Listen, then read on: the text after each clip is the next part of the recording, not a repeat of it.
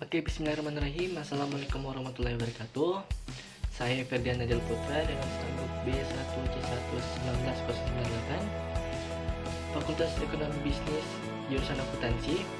Oke, kali ini saya akan menjelaskan tentang teori perilaku yang diberikan oleh Bapak Endro sebagai tugas dalam semester ini. Ya, mengenai tugas tentang teori perilaku ini, yaitu berkaitan erat dengan kegiatan atau proses pembelian barang atau jasa. Nah, mungkin sedikit bingung seperti perilaku apa yang dimaksud. Nah, mungkin perilaku bagaimana seperti apa tentang konsumen kepada produsen. Nah, jadi di sini saya akan menjelaskan tentang beberapa ulasan tersebut.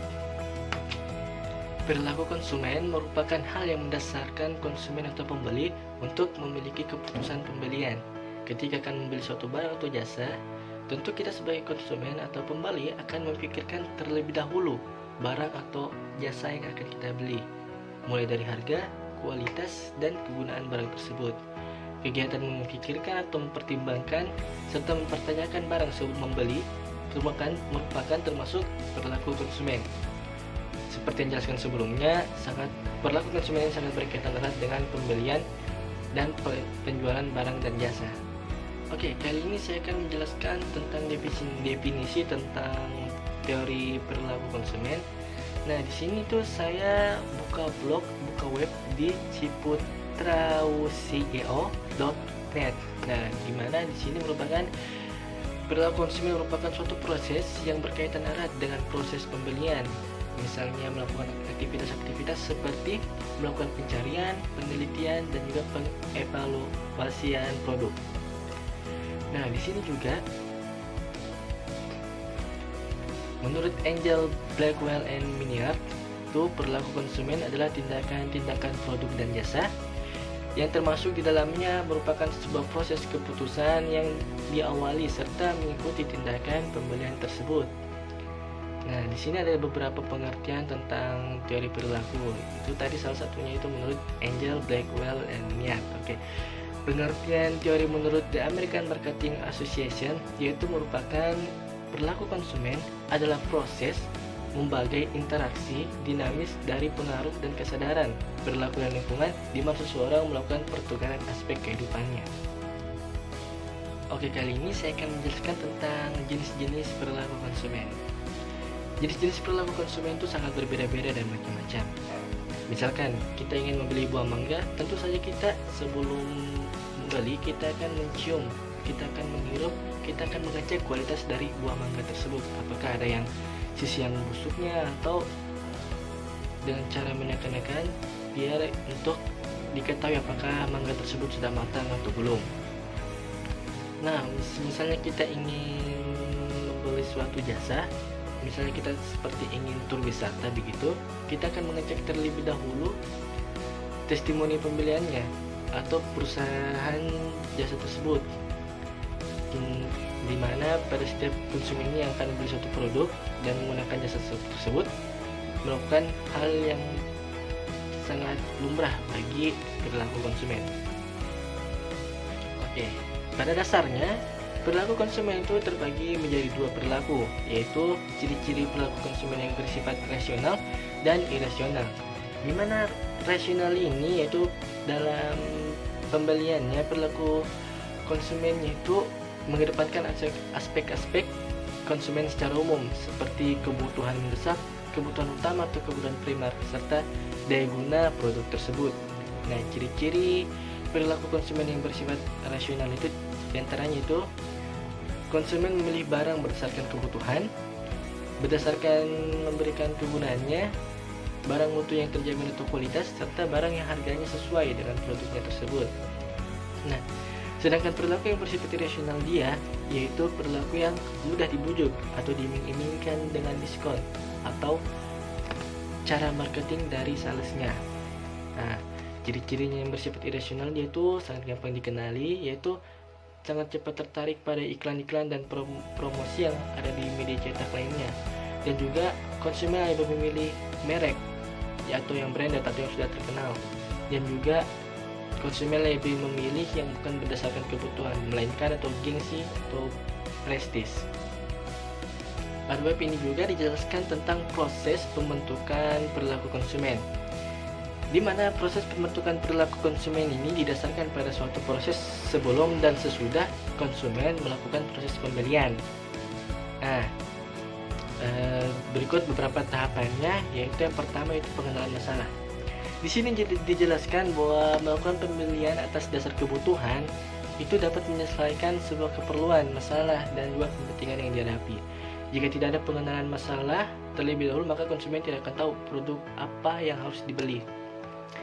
Nah, yang kedua juga itu pencarian informasi, di mana setelah mengetahui permasalahan yang dialami, setelah mengetahui barang apa yang mau dibeli, maka pada saat itu juga konsumen akan aktif atau mencari tahu tentang bagaimana cara penyelesaian masalahnya. Dalam mencari sumber informasinya juga, seseorang bisa dapat melakukan dari dirinya sendiri maupun dari orang lain, seperti orang lain itu masukannya atau informasinya tentang masalah yang dihadapi. Yang ketiga itu mengevaluasi alternatif. Mengevaluasi alternatif ini artinya setelah konsumen mendapatkan berbagai macam informasi dari orang yang men-sharing barang atau masalahnya, itu dia sudah melakukan pengambilan keputusan. Nah, selanjutnya konsumen tersebut yaitu mengevaluasi segala alternatif maupun informasi yang diperoleh. Nah, itu juga merupakan salah satu mengatasi permasalahan yang dihadapi.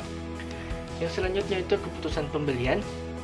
Nah, keputusan pembelian ini merupakan sebuah proses di mana setelah melakukan evaluasi atau menghadapi masalah tersebut pada sebuah alternatif keputusan yang ada, maka konsumen tersebut akan melalui proses dengan keputusan pembelian. Nah, waktu yang akan diperlukan untuk melakukan proses pengambilan keputusan ini tidak sama, yaitu tergantung dari hal-hal yang dipertimbangkan atau dari hal-hal yang orang-orang hadapi dalam proses pemilihan atau pengambilan keputusan. Evaluasi yang terakhir itu adalah evaluasi pasca pembelian. Nah, biasanya seorang konsumen setelah melakukan proses keputusan pembelian, yaitu mengevaluasi pembelian, evaluasi yang dilakukan itu mencakup beberapa pertanyaan-pertanyaan mendasar seperti apakah ini sudah sesuai dengan harapan, sudah tepat gunanya, atau tidak mengecewakan. Nah, hal ini menimbulkan sikap kepuasan dan ketidakpuasan barang konsumen, mengecewakan atau tidak mengecewakan. Jika barang tersebut memuaskan dan terjadi pengulangan pembelian di masa mendatang, namun jika barang tersebut tidak mengecewakan, maka konsumen akan mengingat barang tersebut atau jenis barang tersebut agar tidak mengulanginya lagi kembali untuk membeli barang tersebut. Oke, berikutnya itu saya akan menjelaskan tentang cara mengenali perilaku konsumen. Nah, dalam ilmu ekonomi terdapat 3 pendekatan untuk mengenali perilaku konsumen. Nah, pendekatan tersebut diantaranya pendekatan interpretif, pendekatan tradisional yang didasari pada teori dan metode dari ilmu psikologi kognitif, dan juga pendekatan sains pemasaran yang didasari pada teori dan metode ilmu ekonomi statistika. Oke. Pendekatan interpretif yaitu pendekatan adalah yang membahas secara mendalam hal-hal yang mendasar mengenai perilaku konsumen. Nah, dalam pendekatan ini melakukan beberapa teknik observasi, yaitu menggunakan teknik wawancara secara langsung yang dilakukan secara mendalam dan menyeluruh. Yang kedua itu pendekatan tradisional yang didasari pada teori dan metode dari ilmu psikologi kognitif.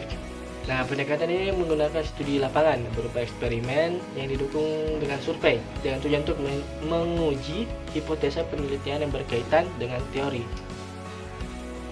Nah, di mana itu dicari sebuah pemahaman mengenai proses seorang konsumen menganalisa beberapa informasi, membuat keputusan, dan juga pengaruh lingkungan sosial terhadap perilaku konsumen tersebut. Oke, yang ketiga itu pendekatan sains pemasaran yang didasari pada teori dan ilmu ekonomi dan statistika. Nah, penelitian ini menggunakan pengembangan teori dari Abraham Maslow, yaitu teori hierarki kebutuhan Maslow, di mana teori tersebut berisi tentang hierarki kebutuhan manusia yang kemudian diuji coba dengan model ilmu matematika. Nah, pendekatan ini dilakukan untuk memprediksi moving rate analysis atau pengaruh strategi marketing terhadap pilihan dan pola konsumsi.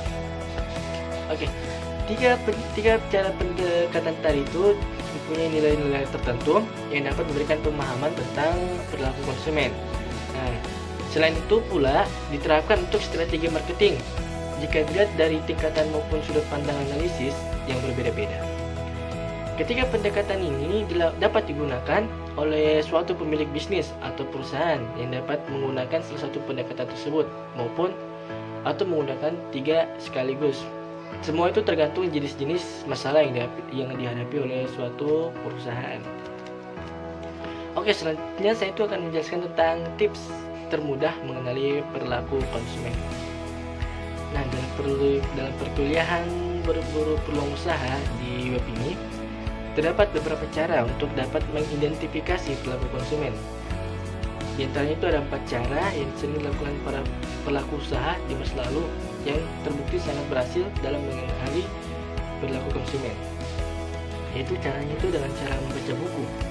Kenapa membaca buku? Karena membaca buku itu dilakukan untuk memperluas wawasan dan pengetahuan spesifik mengenai suatu hal. Jadi kita harus sebisa mungkin pergi di perpustakaan, pergi ke toko buku atau apa untuk membaca sebuah buku untuk mengetahui segala informasi tentang passion kita atau passion Anda sendiri. Yang kedua itu menjelajahi internet. Kenapa bisa menjelajahi internet termasuk cara untuk termudah? Karena di situ tuh dapat sangat mudah mengenali informasi. Apalagi zaman sekarang kita tidak bisa lepas dari HP, jadi tidak ada orang yang tidak tahu tentang informasi karena sudah tahu mencari informasi di HP itu sendiri. Nah, yang ketiga itu interaksi langsung terhadap konsumen.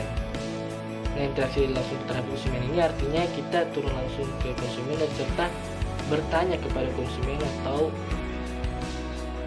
mewawancarai konsumen tentang ketika ia sedang melakukan proses pembelian. Kita bisa saling berkonsultasi, dapat masukan dari kedua belah pihak, dari konsumen maupun produsen atau penjual maupun pembeli. Nah, yang terakhir itu berkomunikasi dan memperkenalkan diri. Nah, perilaku pasar itu ada 2, yaitu penjual dan pembeli. Maka dari itu biasanya seseorang akan melakukan pembelian akan lebih sering berkomunikasi. Anda mungkin sering melihat beberapa sales yang sering berkomunikasi dengan sangat baik dan lancar. Itu disebabkan karena kebutuhan dari perusahaan atau untuk sebagai iklan untuk kita teriming-iming. Nah, kali ini saya ingin menjelaskan mengenal masalah konsumen. Sebagai produsen atau penjual, kita tentunya harus mengetahui cara-cara mengenali masalah konsumen. Nah, hal ini agar kita tidak dapat masalah dalam melakukan peluang. Nah, ada beberapa tips untuk mengenali masalah konsumen. Yang pertama itu jadilah pelanggan. Di sini jelaskan ketika kita melihat dari sisi seorang pelanggan, tidak selalu menjadi seorang penjual. Misalkan kita pergi ke pusat perbelanjaan, hal yang kita ditemui pusat perbelanjaan tersebut anggaplah sebuah kekurangan. Misalkan tentang produk, misalkan tentang pelayan, pegawainya yang kurang tangkap atau kurang ramah, mungkin kurang senyum. Nah, juga itu misalnya kurang ketersediaan produk. Nah, dari situ kita akan mengetahui dan belajar tentang masalah-masalah yang dihadapi oleh konsumen. Yang kedua itu mengamati sekeliling konsumen dan kompetitor. Nah, dengan mengamati bisnis yang hampir mirip dengan bisnis kita, maka kita itu harus melihat kekurangan yang ada mungkin pada usaha lainnya, sehingga kita dapat cepat melakukan pencegahan maupun perbaikan pada bisnis kita. Yang ketiga itu menambah kenalan dan membuka pemikiran. Menambah kenalan ini itu sangat positif bagi bisnis kita karena selain menambah relasi, menambah juga partner kerja juga, dan juga dapat menambah jaringan atau memperluas tentang bisnis kita. Yaitu bertanya langsung masalah yang dihadapi oleh pelanggan.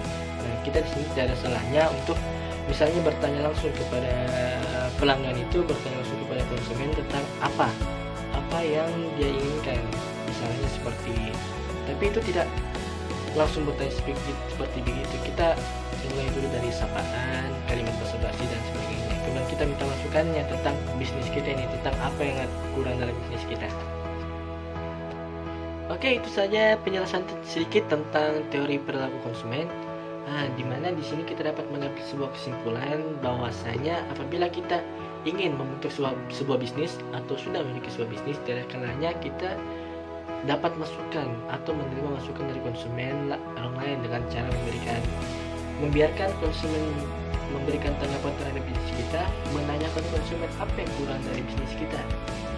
Tergantung, itu semua tergantung dari konsumen. Tapi perlu diketahui lagi, tidak semua usaha kita itu bisa sempurna. Ada beberapa konsumen yang suka dengan produk kita, ada juga yang tidak. Ada yang produk kita digunakan oleh beberapa konsumen, ada juga produk yang tidak digunakan oleh beberapa konsumen. Itu semua tergantung pada kita masing-masing dan konsumen kita masing-masing. Oke, terima kasih untuk Bapak Indro yang telah membiarkan saya menjelaskan tentang teori perilaku konsumen tersebut. Kita akan ketemu di lain waktu.